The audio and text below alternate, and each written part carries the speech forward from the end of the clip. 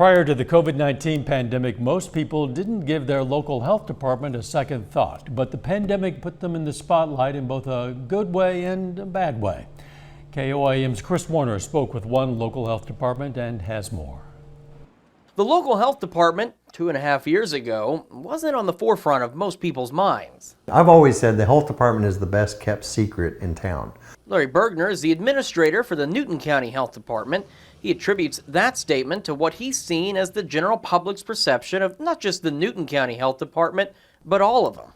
Most people think that the health department is for those lower income families, that we only provide a limited number of services, and most people think, well, it's really not for me.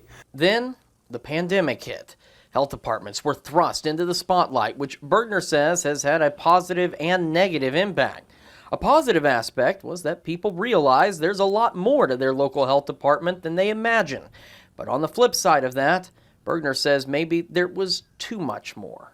I think some people look at the health department and are leery of us because of what we've seen with masking mandates and some of the things that we've been told that, well, does it work, does it not work? And there's certainly opinions on both sides. Bergner says the pandemic caused a split, with some health departments, like Newton County, issuing one set of guidelines, while another department nearby had a totally different perspective on the situation.